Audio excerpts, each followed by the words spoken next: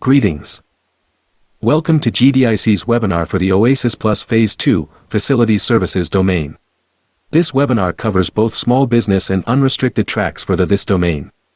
My name is Cal, an AI assistant, and I am your host today. With me is Ab Vand, VP for Capture at GDI Consulting and a subject matter expert on self-scoring proposals. Ab will guide you through today's deep dive into the OASIS+ Phase II, Facilities domain opportunity. Ab has over 30 years of experience in capture and proposal management. He is considered an expert in self-scoring as well as traditional proposal and capture efforts. Ab has managed over 1,000 successful capture and proposal efforts, including over 200 successful self-scoring proposals such as OASIS+. He has also held numerous training webinars for various APMP chapters and Apex offices throughout the US. So a few housekeeping notes. First, the link to the recording of the webinar will be sent to you within 24 hours. Second, we will hold a Q&A session at the end. You can send your questions during the webinar by the chat system to the right of your window and Ab will address them at the end. Third, you can download this presentation by clicking on the link under File on the right-hand side panel on your window. We highly recommend you download the slide deck so that you can always refer back to it. So let's see what this webinar covers. We will first give a quick intro to GDI Consulting Services. Then start with giving the general information on OASIS+. Next we will have a thorough discussion of the scope of the Facilities Services domain and who should go after this domain. From there, we will deep dive into the scoring system for the Facilities domain, and discuss score optimization as well. Ab will also touch on how you prepare the actual proposal or what we call substantiation. The importance of compliance and factors such as pricing and partnering are also covered. Lastly, Ab will provide some strategy recommendations and experience sharing and then finish with the Q&A session. So with that, I will now hand over the control to Ab to start the webinar. Ab. Hello everyone, and thank you, Cal. As Cal mentioned, we highly recommend that you download the slide deck to refer back to it. Due to limited time we have, I might skip some content, but I wanted to have a full slide deck prepared for you so that you can always refer back to it for full explanations. Also note that we are holding separate webinars for all the 13 domains under OASIS+, and I will post the link to the webinar schedule page on our website in case you want to participate in other domain-specific webinars as well. But note that in each webinar, some of the information is similar. I just don't want you to, see repeat stuff. But when we dive into the scoring system of that particular, domain, that's where the differences arise. Also, for those of you who are unsure if you should go after this opportunity at all, and whether you have the minimum requirements or not, we have a pre-qualification assessment service for just $490, and we assess your contracts and tell you your chances and gaps so that you can be sure of your eligibility with minimal cost. I will put the link to that page on the chat as well. Okay, let's start now. Let me very quickly give you a short intro to our company and then dive into OASIS+. So GDI Consulting has been in business for over 15 years, and we have established ourselves as the premier self-scoring experts in the market. This is not a boast. Just see those numbers, including the fact that we prepared 97 successful proposals for our clients in OASIS+, the initial bidding. So 97 awards we got. That speaks by itself. We have over 650 satisfied repeat clients, 86 of whom are very large businesses, some on the top 10 list of largest defense contractors. You can later refer to this page for more information on our company because we're short of time, so I'll skip the rest of this stuff. Now, I won't go into the details of our services as most of you are repeat webinar viewers, and we'll just suffice to say that we have 4 main lines of service, including proposal development, capture management, specific support services like competitive intel or price to win, and finally customized training. So we strive to be a one-stop shop for federal and SLED BD needs of small and large companies. Okay, let's start with the OASIS Plus then, and get some general info about it. We call it OASIS Plus 101. So it's good to take a look at the previous OASIS contract, which ran from 2015 to 2025. These years are approximations, as there were different pools awarded at different times. So this is the graph showing the government's spending on this contract during its course of performance. And you can see that towards its end, the government was spending about $10 to $12 billion per year on this contract. Blue is the unrestricted contracts spendings, and orange is the small business contracts spending. Okay, and in terms of the top 10 agencies using OASIS, obviously GSA has been the main user, but since these numbers are all in the billions of dollars, don't underestimate the other agencies involved. More than 30 agencies have been buying services through this contract. Okay, so let's now look at OASIS Plus. That was OASIS, the previous contract. Let's now look at OASIS Plus.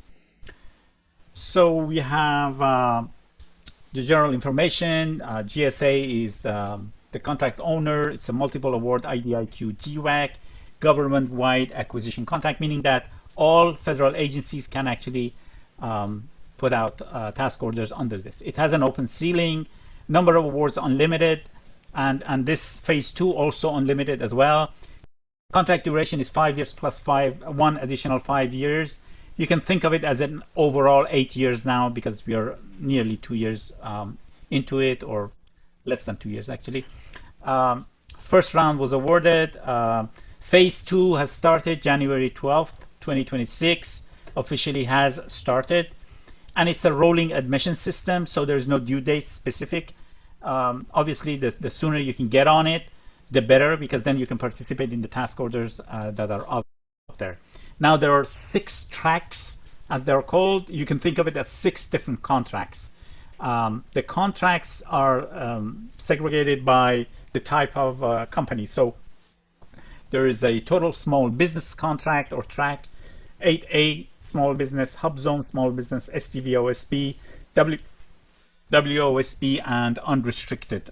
So these are the 6 tracks that we have. Now, just so we have one vocabulary, from here on, when I discuss small business, when I say small business, I mean the first 5 tracks. So all these, the total small business, 8A, hub zones, STV OSB, WOSB, from here on, when I say it's a small business, especially when we go into the scoring, meaning all these 5. So if you're in any of these, that's you.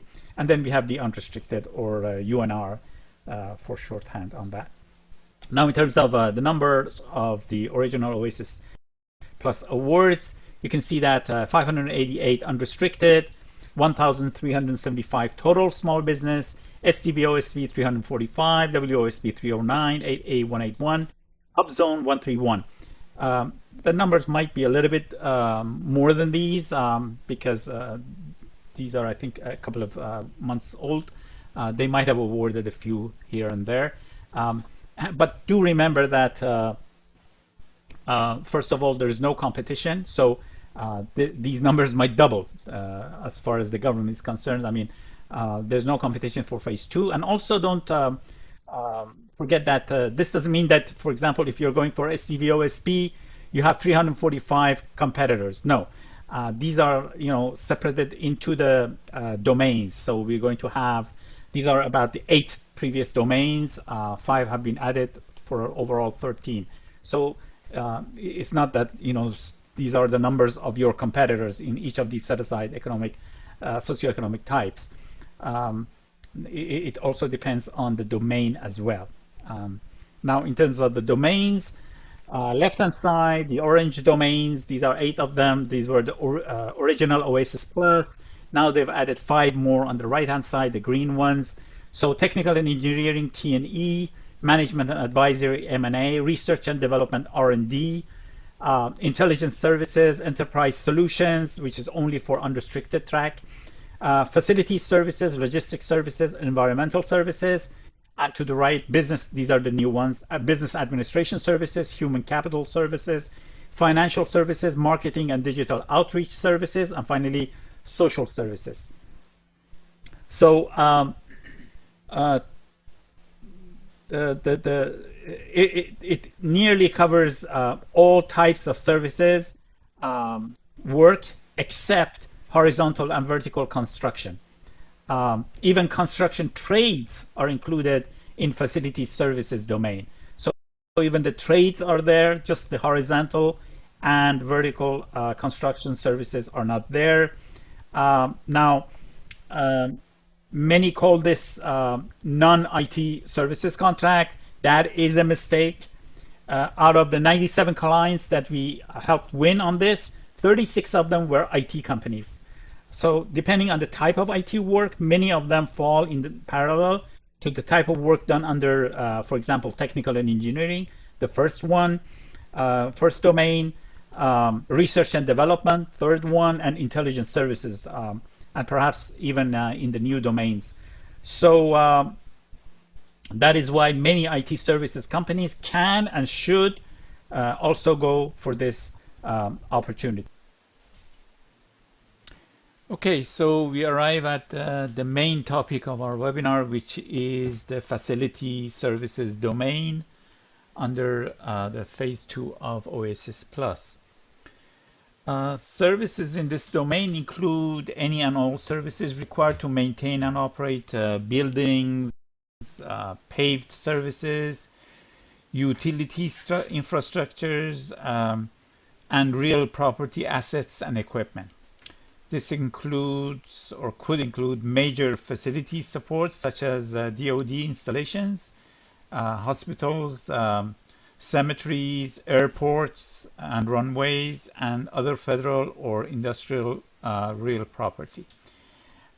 Note that this domain does not include major or primary purpose construction, as I had mentioned previously, but does include various construction trades such as roofing, MEP, that's mechanical, electrical, and plumbing, as well as architectural.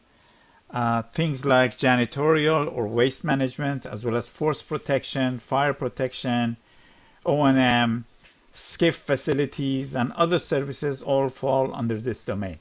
Now, sub areas include but are not limited to what's listed here on this slide and the next 3 slides. So it's a long list, and for the sake of time, I will not go through each of them, but you can refer back to this later on. So this is the continuation slide on the sub areas, and here, and this is the final slide for the sub area. So if your line of business covers any of these, then this is a fit opportunity for you.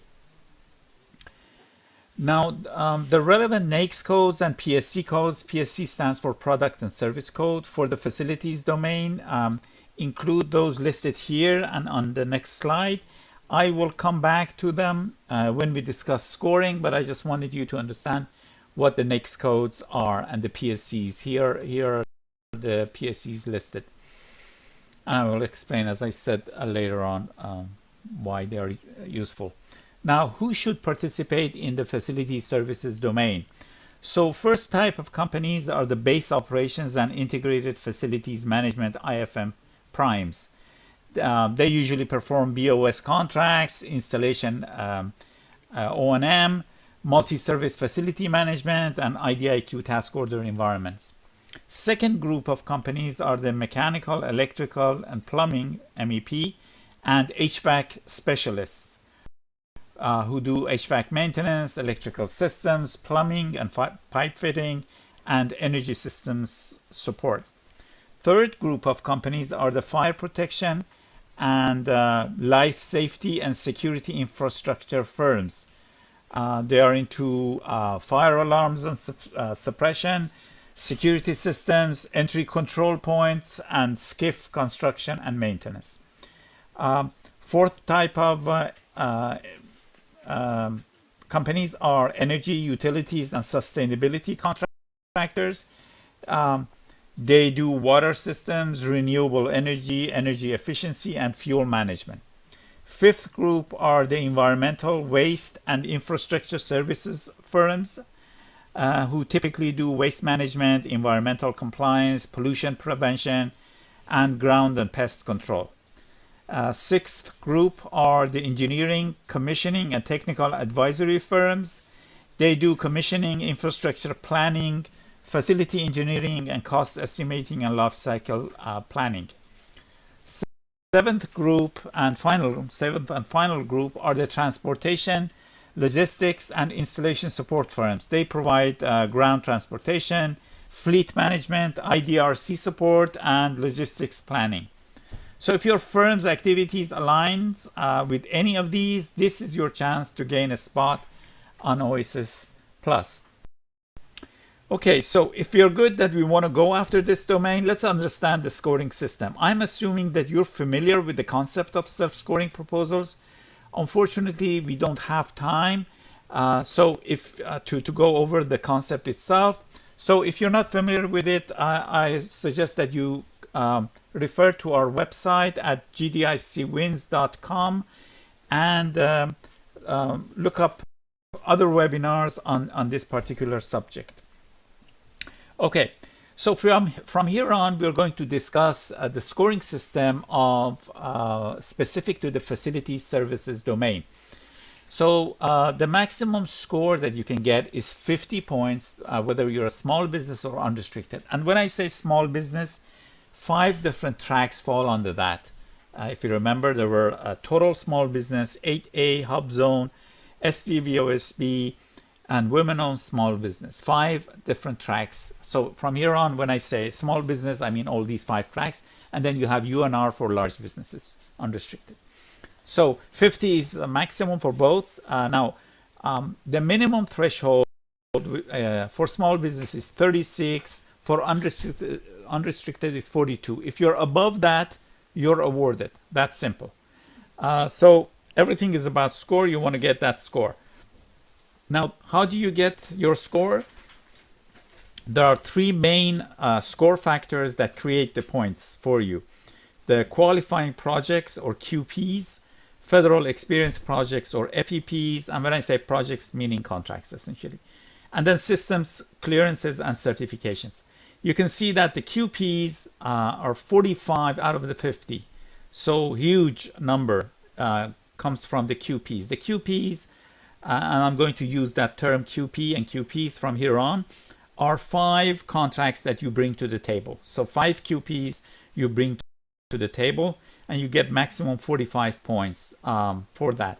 Now, graphically looking at it, you can see how important the QPs are compared with the FEPs and systems and certifications. And from here on, please note that wherever I show you graphics, blue is for unrestricted, blue is for small business, and orange is for unrestricted.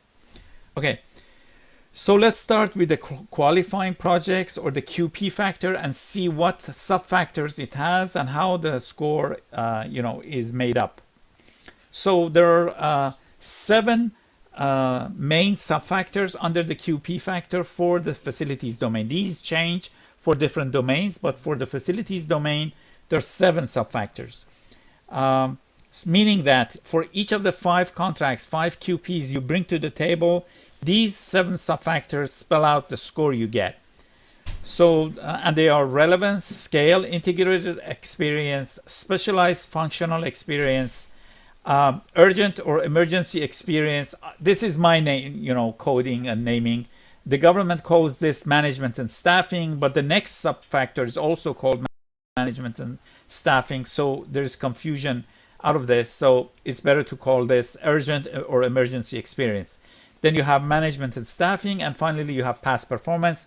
And if you want to look at them graphically, this is how they look. Again, you can see relevance here is much more important than the rest. However, you really need to maximize on all of them to get above those minimum score points. Okay, now let's go into the details of each of those sub-factors. So let's start with relevance, which is the most important one. You can have up to 5 QPs, as I said, or contracts. Each contract gets a maximum of, actually gets 4 points. either 0 or 4. If you have the requirements, you get 4 points. If you don't have the requirements, you don't get any points. So 5 times 4 is 20. Now, contracts can be federal prime, federal subcontract, or commercial contracts. And when I say commercial, I mean with commercial companies, or as far as the government is concerned, state and local contracts are considered commercial too. So all of these different types of contracts can be used. There is no distinction between them as far as the score. Now, for the federal prime contracts that you bring to the table, they can be standalone contracts, or they can be task orders under multiple or single award IDIQs and BPAs, or FSS or GSA mass or BOAs.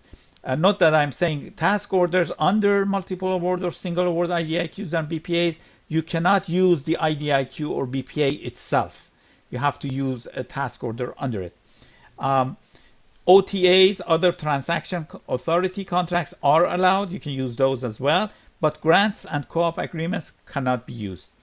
Contracts must also be based on FAR Part 37 services, meaning that you can't use a contract that you supplied equipment to the government as one of the QPs or FEPs or anything. Okay, now each QP, each contract must adhere to 4 requirements. If not, you don't get the 4 points for it. The first one is called the minimum annual value. Now, for the facility services domain, the minimum annual value for small business is 250K, and for large business is 500K. Now, how do you calculate the annual value of a contract? Contracts have 2 types, ongoing contracts and completed contracts. For ongoing contracts, you take what's written on the paper. So say you have a contract that is 1-year base and 4-year options, and you're in the first year. And it's supposed to be $10 million if it's completed, but you've received only $500,000 or $600,000, and you're in the first year. What you take is what's on the paper. So the paper says $10 million, you take that, and it says 5 years, 1-year base, 4 years option. So you divide 10 million by 5, you get $2 million. So the annual value for this contract is $2 million. That's how you calculate ongoing projects. But for completed projects, you actually take what was paid to you.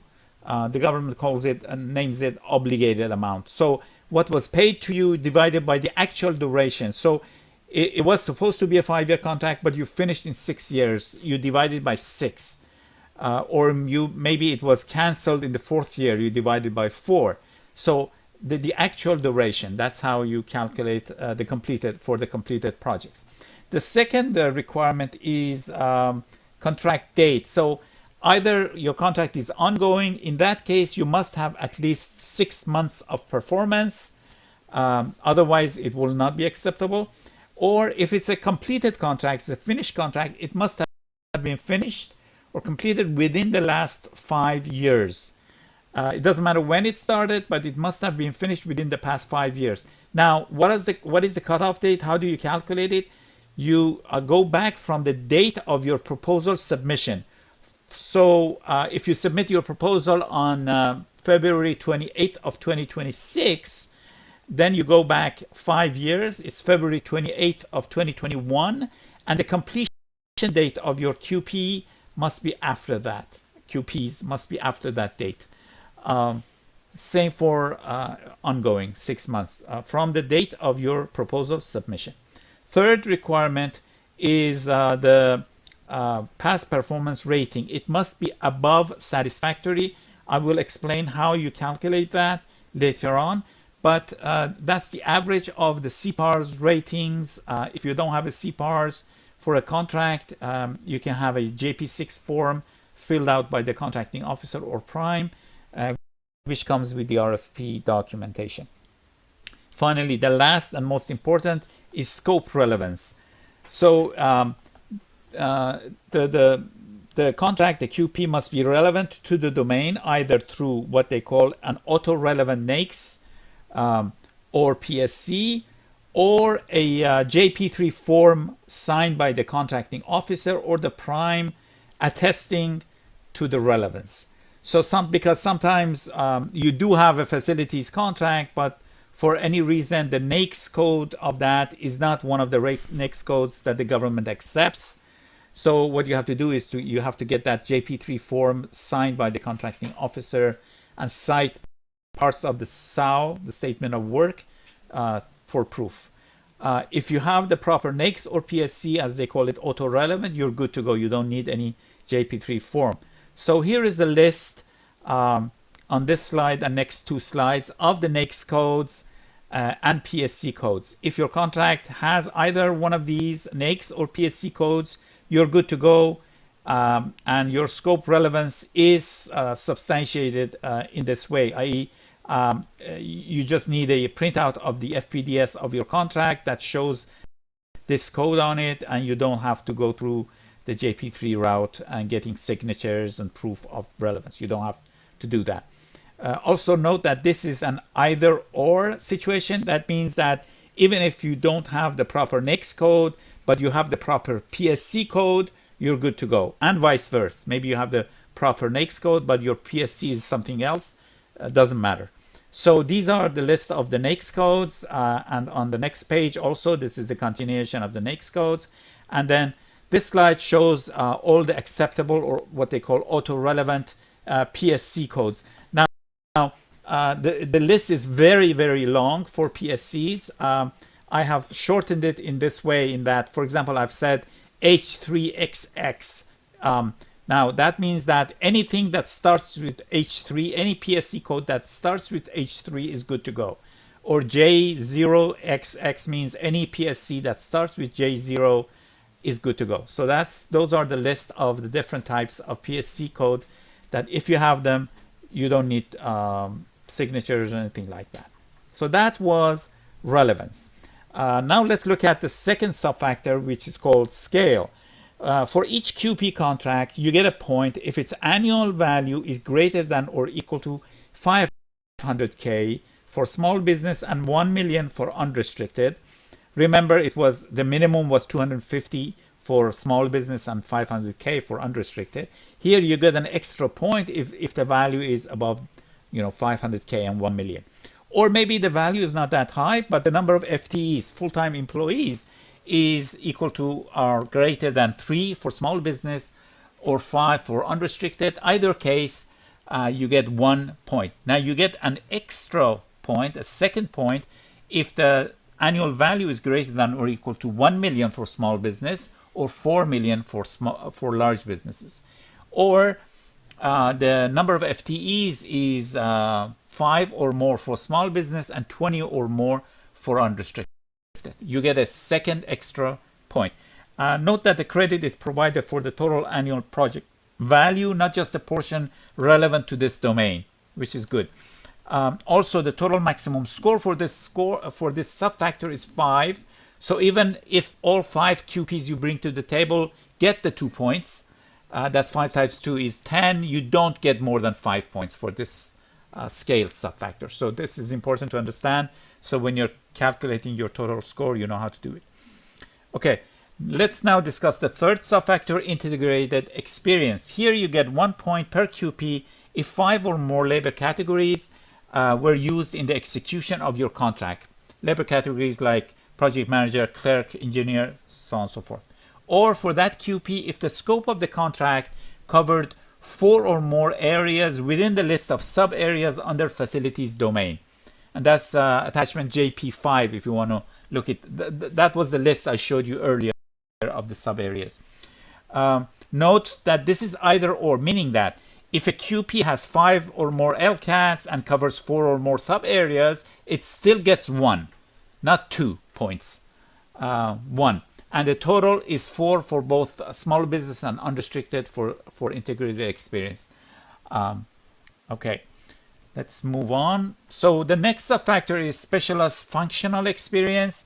For each QP, you receive 1 credit, 1 point, if it covers 3 or more of the following: building management services, electrical maintenance, HVAC maintenance, janitorial, landscaping, ground maintenance, plumbing, and pipe fitting. So if the scope of that contract covered 3 or more of these, that contract gets 1 point. That's why the total is 5. So 1 per contract. You can't get more per contract. So 1 per contract, 5 contracts, 5 QPs, you get 5 maximum points. Moving on, so the next sub-factor is what I call urgent and emergency experience. The RFP calls this management and staffing, but there's also another management and staffing. So this creates confusion. Now, here for each QP, you get 1 point if it involves either urgent work request or response, or an emergency work request or response, or an emergency callback after hours. Now, the definition of this is listed here and on the RFP. I won't go into the details of it, but you get a point for it. Now, for each QP, you can get only 1 point, even if that QP, that contract covered 2 of these or all 3 of them. You still get 1 point. And the total is 5 for small business and 4 for unrestricted. Okay, sixth sub-factor is management and staffing. This is the real management and staffing. Here, for each QP, you get 1 point if you use 2 or more subcontractors, 3 for unrestricted in the performance of that QP. And that doesn't mean that it has to be for the entire duration, maybe a week. That's it. That's good enough. Consultants are also acceptable. Or had personnel with clearance in that contract. Unlike other domains where you have to have 5 or more personnel, here it doesn't say how many. So if you have 1 or more personnel, you get the point. And you can get up to 2 points, obviously, for 1 contract, 1 for subcontractors and 1 personnel with clearance. But the overall score for the entire 5 QPs cannot be more than 2 for small business and unrestricted.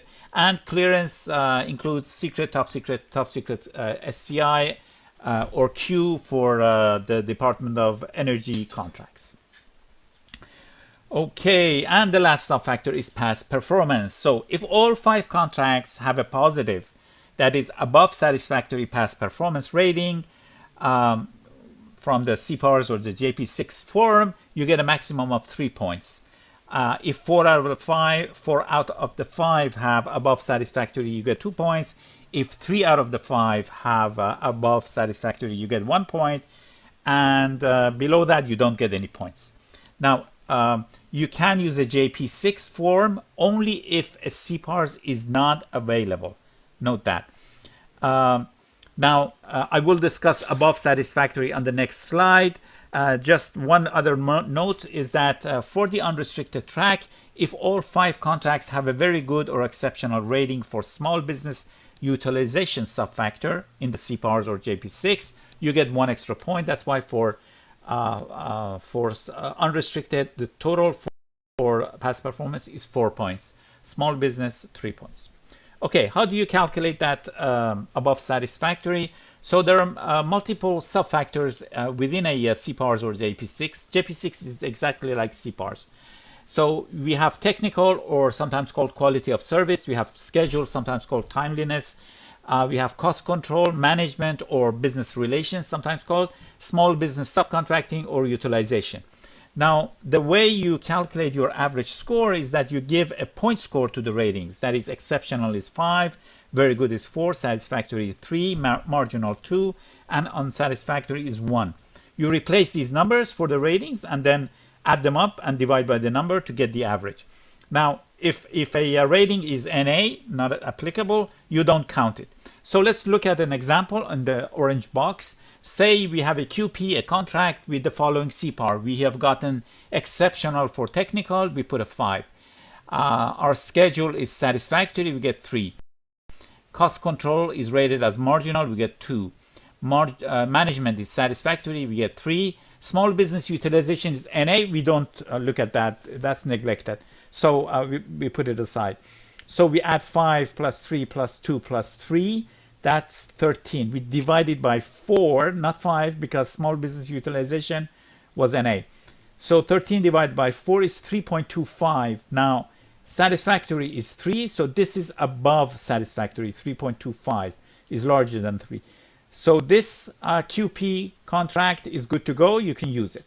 So this is how you calculate the past performance rating being above satisfactory. Moving forward, there is one special case that I want to cover.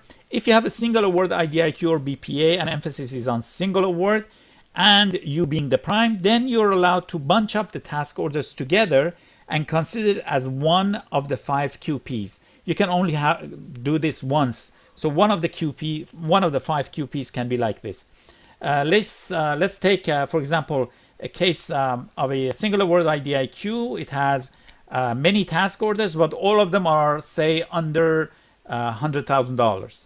So you cannot use the task orders by themselves because they have to be minimum 250K for the facility services. So what you can do is you can bunch up together, say 4 or 5 of these, get above $250,000, bunch up the number of FTEs, bunch up the number of subcontractors, all of that, and get scores for that. We had a client last time. They bunched up 25 different task orders under one single award IDIQ, and they got very high. They got very high score for that particular QP. So if you have something like this, make use of it. That's why it's called collection of task orders. Okay, so that was the first main factor, the QP factor and its subfactors. Now let's consider the second main score factor, the FEP or Federal Experience Projects. Now the name stands for it, federal, meaning that the contracts here used here must be federal contracts and you must be prime on them. There are 2 subfactors here, number of task orders under a multiple award IDIQ and number of agencies you have worked with. Let's go into the details of each of these. So you get 1 point for each task order that you have performed under a multiple and emphasis on multiple award IDIQ or BPA, and you must be prime on it, as I said. The maximum point is 3 here, meaning that you can bring 3 points, you get 1 point per task order, so you can use 3 different task orders for this. Now, these task orders can be under the same multiple award IDIQ or BPA, or they can come from different multiple award IDIQs or BPAs. That's fine. It's up to you. Also, they don't have to be the same contracts that you use for QPs. These can be completely different ones. Now, the requirement is therefore that you need to be prime on them, and they need to be obviously federal under multiple award IDIQ or BPAs. The annual value for them must be 250K, and it's the same for small business and large business. So for large business, it's also 250K, and the same restriction about the date. So 6 months of performance if it's ongoing or completed within the past 5 years from the date of your proposal submission. Now, the important thing to consider is that their scope does not have to be relevant to the facilities. So maybe you did financial work. Maybe you had a task order that you did, technical and engineering. It doesn't matter. They're not going to look at the content of the scope of the work that you did. Okay. The second subfactor is the number of federal agencies you have worked with. Work meaning that you have done contracts with. It has to be 3 different agencies. You get 1 point for it. Now, the contracts can be standalone contracts or they can be task orders. Now here, you must be prime federal contractors. The contract value must be 250K, annual value, sorry. Annual value must be 250K. Again, the same for small business and unrestricted. And the same restriction with regards to dates, 6 months of performance, if ongoing or completed within the past 5 years from submission of your proposal. Again, here you don't have to use the same contracts you use for QPs or even for the previous task orders that you used to get points for under the previous subfactor. And you don't have to prove relevance here either. So these can be about any other type of work that you have done with 3 different agencies. Okay, so that was the second main factor, FEP, Federal Experience Project. Now, the third main factor is systems, certifications, and clearances. That's easy. Systems and certifications has just one subfactor, and that's for unrestricted only. The small business tracks do not have any. And for this subfactor for certifications, as I said, it's only for unrestricted. You get 1 point if you have any of these five, one of these five certifications: ISO 27001, ISO 9001 2015, ISO 22301, ISO 28001, or CMMC level 2 or higher. If you have any of these, you get 1 point. Okay, now let me also mention a special case with regards to mentor-protege JVs. So if you're submitting under your proposal as a mentor-protege JV, you need to be aware of something. For QPs, at least one QP must come from the protege company. This is important. So you can't have the situation in which all the 5 QPs are coming from the mentor. On the other hand, the minimum threshold annual value for each domain, is including the facilities domain, is halved when a protege submits a contract. For example, for the facilities services small business submission, if the protege is using a contract, the minimum annual value does not have to be $250K. It can be above $125,000. This works also for the number of FTEs as well. Now, the same rule applies for FEP, Federal Experience Contracts too. Remember there, the task orders had to be $250,000 in terms of annual value. But if the protege is bringing in to the table the task order, then the value can be $125,000. Finally, these rules apply to UNR submissions too. So for the mentor protege JV having a facilities UNR submission, the annual value of the protege contract can be above $250K instead of $500K. So this is a special case I wanted you to be aware of. So that was the scoring system for this domain. Let's now discuss eligibility assessment as well as score optimization. These are the first steps that you should take. If you have multiple contracts, use a tool to first profile your contracts and see what score each will bring for you, and then which 5 QPs to select to maximize your score. I'll show you our eligibility assessment tool on the next slide. To do that, you need to read the RFP and the Q&As, usually the previous Q&As and the latest RFP documents for the original OASIS Plus carefully, and fully understand the requirements for each score factor. You must create a table to score each score factor for each of your QPs. Then estimate your best score and do a gap analysis of where you're short. In doing that, focus on maximizing the score on the 5 qualifying projects and maximize the use of your commercial subcontract projects if possible. Now, following your gap analysis, decide on partnering and multiple partners, maybe, to boost your score. You should consider outsourcing the eligibility assessment to ensure you have a good chance of success. Now, this is a form we use to do eligibility assessment for our clients, and I'm going to give you the link for this service as well. It makes sure that you don't spend money on something that you don't have a chance on, and also ensures you know where your gaps are to bring on team partners. So for each contract, you have to, on the column on the right hand side, the yellow column is where you actually respond to them, the value, duration, whether you use 5 FTEs or not. So these are the specific questions that we have prepared that you have to answer to. And then based on that, this is another page. Now, based on the previous slides form, our tool creates this, which independently scores each contract. The 10 columns from the right and the graphical representation of the score below it, are produced from those the previous form that I showed you, and then it automatically picks the best 5 to maximize the score. So those columns that are green are the best 5. The orange column is the final best score you get for each subfactor, scoring subfactor, with the total at the bottom.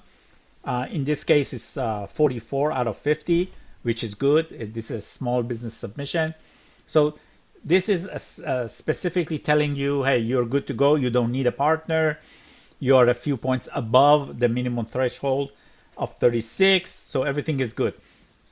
Maybe the total comes to, say, 32, in which case you know where this shows you where you're missing points and what partners to look for to actually get those points above 36.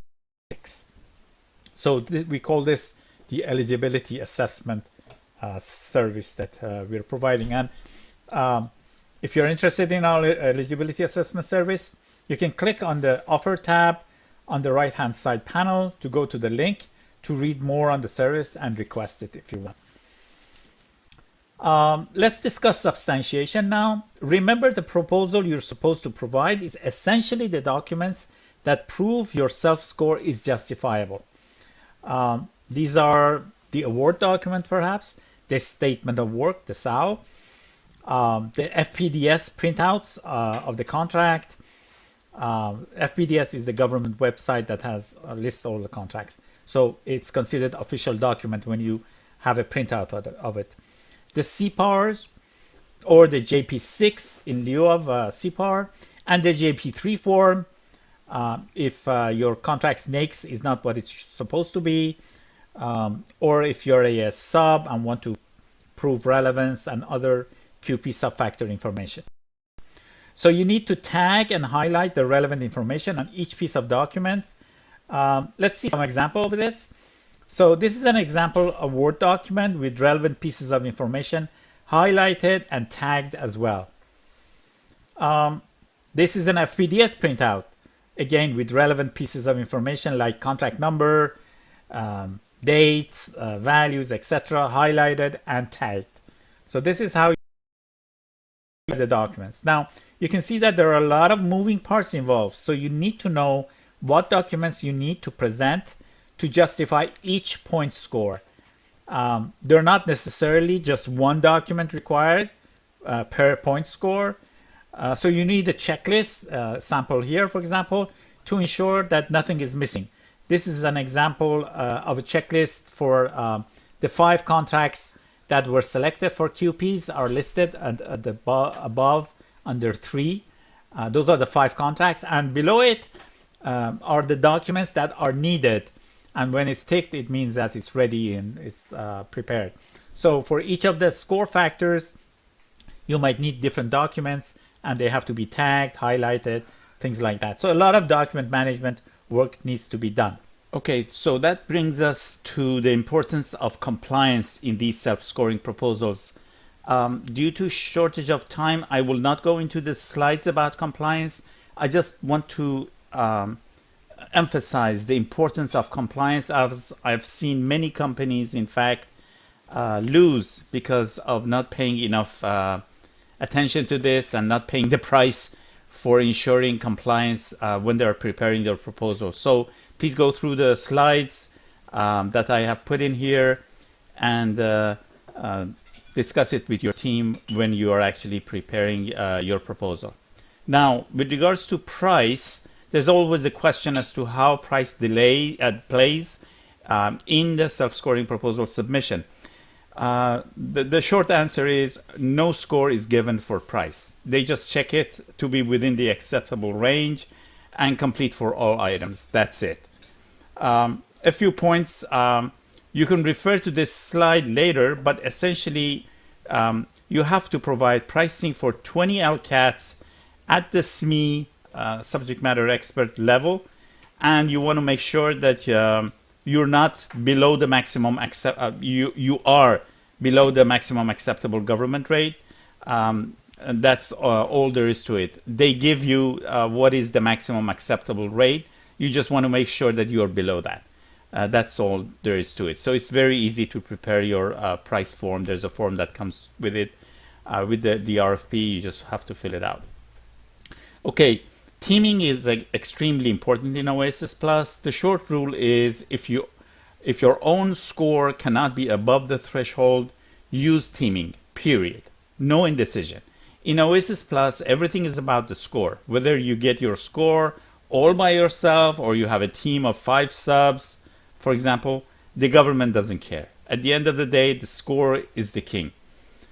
Now, some key points here. I will not go into the details of all of them, but essentially, I recommend, or we recommend as our company, that if you're not 3 to 5 points above the threshold, so this is new. If you're not 3 to 5 points above the threshold, consider using a partner. You need those cushion points, those 3 to 5 points. For JVs, MPJVs, prime-sub relationships, all are acceptable.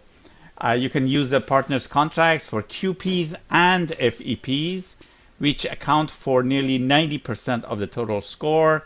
One important factor is that if you're a small business, your subcontractors must also be small under that particular domain. You can read the rest of these points that I've listed here later on when you refer back to it. And we have a free partnering portal. You can see the link here.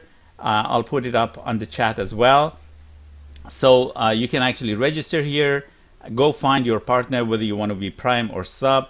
And this way you can actually communicate with them and reach an agreement and work from there. So this is a free partnering portal. We've already, I think 400 companies registered and got together during the previous OASIS Plus submission. So this is something very helpful. Okay, and this is the first page of that site. Let's now discuss strategy and share some experience. So this is perhaps the most important opportunity for many businesses for the next 10 years, or I should say 8 years. There is no competition, so use all means possible to win a seat, including partnering with other companies, either as prime or as a sub. Expand on domains. If you have past performance in any domains other than your main domain, but not the required 5 QPs, don't relent. Use partners and expand your grasp by going after multiple domains. This holds true for both small business and unrestricted tracks. For small businesses, don't stick to just your own set-aside track. First of all, you should also go for the total small business track.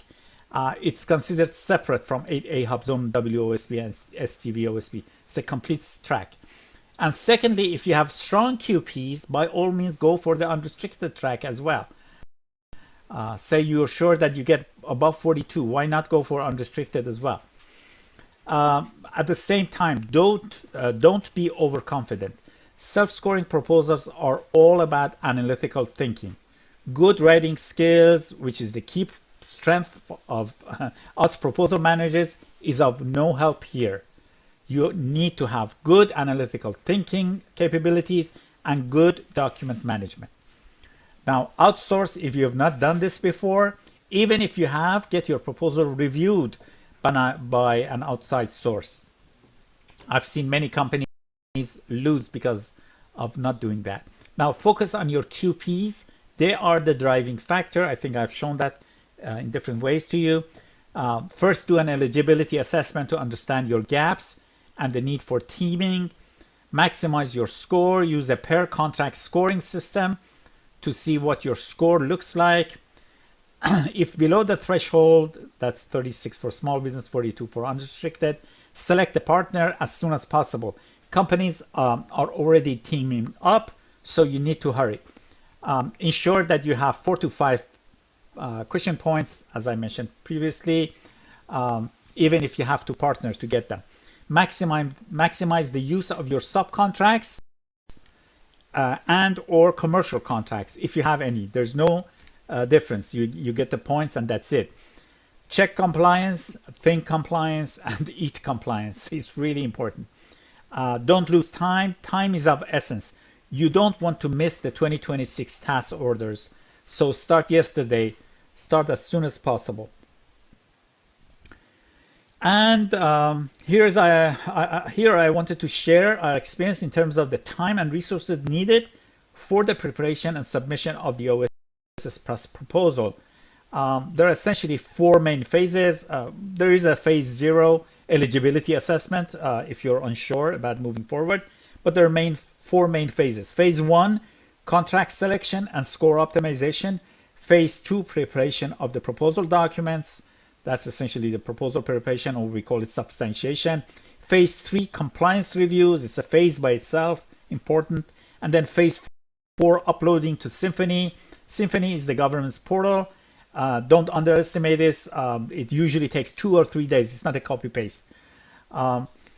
So the graphical representation of the time and resources for each phase is shown also. So you can see that 50% of the time is spent in phase 1, contract selection and score optimization. This is the average we have found preparing over 200 OASIS Plus and other self-scoring proposals.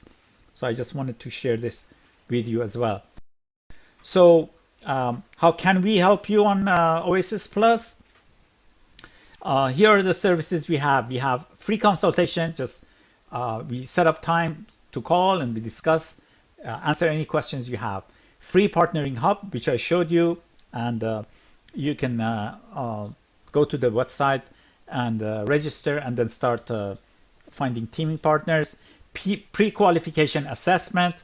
Again, I gave you the link, $490, so that you don't spend money on something that you don't have the minimum capabilities. Also, it gives you where your gaps are, so you know how to partner with others. Full proposal development with dedicated proposal team. So we do scoring, assessment, optimization, full proposal assembly, cradle to grave. Everything is on us. Full and multiple compliance checks, uploading to Symphony. All of this is on us. We are different from other companies. Some companies just give you consultation. That's not how we work. We don't give consultation. We take the responsibility, because at the end of the day, we want you to win. It's good for us. Our win rate is good for you. You don't lose your money and you get awarded. So we take the whole, heavyweight and work, and you just provide us with the documents. We do everything else for you. And finally, for those of you who have in-house teams, we do reviewing and auditing. So we do 2 rounds of compliance checks and score optimization checks, and we also help and audit uploading to Symphony for you. So these are the services we provide. Here are contact information, myself, email and phone number, and my colleague Maron Freedy. So if you have any sales inquiries or you want to set up calls, just contact Maron. Email is usually better for both of us. Technical questions for me, and consulting and sales inquiries for Maron, and we can set up calls, jump on them and discuss any of your needs or answer any questions you might have. So we've arrived at the Q&A session. Let me bring it up and we can answer some of the questions. So question from Nancy: can we use our subcontractors contract for all point factors? Yes, Nancy, you can use them for the QPs and FEPs, but not for the systems and certifications. That has to come from the prime. Question from Tom: how do we put our proposal together if we are going for 2 domains? How do we select the contracts? You have to prepare 2 completely separate proposals, each with its own QPs and FEPs, etc. So 2 complete proposals you have to submit if you're going for 2 domains. Now the contracts usually are different, but sometimes a contract can be used for 2 domains depending on the scope. Question from Adam: how many subs can we have? As many as you like, no limitations. Question from Brian: how do we provide documentation for specialized experience? Okay, so either the SAO of your contract is clear on it and you have clear documentation that you can provide to the government, documentation meaning things sent to the government, or letters or amendments from the government to you, or you can have a JP3 form signed by the contracting officer and state all the points you want to claim. The JP3 form has a place for all of the specialized experience. So if they're ticked and they're signed by the contracting officer, that's proof. Question from Jerry. Most of my contracts are subcontracts. Can I still participate, and how do I get CPARS? Okay, Jerry, there is no distinction between subcontracts or prime contracts or even commercial contracts. So for, it's good to go. You can use all your subcontracts if they abide to those requirements I mentioned. Now, as for CPARS, since you're using subcontracts, you need to get that JP6 form I mentioned, send it to your prime, not the government. The prime needs to fill it up, rate you, and then send it back to you, not the government again, so that you can put it inside your proposal. Question from Andrew. Many of our contracts don't have very clear statements of work as they are subcontracts. What should be done to prove the various score factors? Okay, that's the case for many commercial and subcontracts.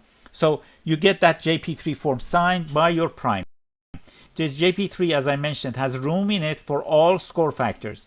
And if it's ticked and inputted and filled out and then signed by the prime, it is considered official proof. Question from Jenny. Can we use SBIR contracts? No, they are not allowed. So SBIR contracts are not allowed as QPs or FEPs, in fact. Okay, another question from Jenny. Can we use contracts awarded by states? Yes, of course. There is no difference between commercial, state, federal subcontracts or federal primes. As long as you get the points, that's what the government is going to look for. Tony, does it matter if we are going to solo, or is it better to create a team? In OASIS Plus, everything is about the score. If you can get above 36 for small business and 42 for unrestricted by going solo, then no need for teaming at this stage. You can always use subcontractors at the task order level.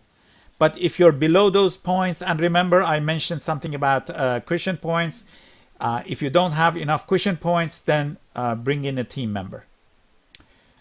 Question from Sandra. Can we be part of multiple teams? Yes, you can, but remember, if you're lending contracts to different primes, you cannot lend the same contract to two primes who are going for the same domain and same track. And that's an and. Same domain and same track. That is, if they're going for different domains but the same track, it's okay. If they're going for the same domain but different tracks, it's still okay. And you can lend them your contract. Track meaning, 8A, hub zone, things like that. But if, say, both of them are going for 8A for facilities, so the facility is the same domain, 8A, same track, then you cannot do that. If that's the case, both will be disqualified. You don't want to face that situation. Unfortunately, we are out of time. Some questions remain, and I will respond by email. So we end the webinar here. Thank you, everyone, for participating in our webinar, and I look forward to seeing you in our future webinars as well. Have a great day.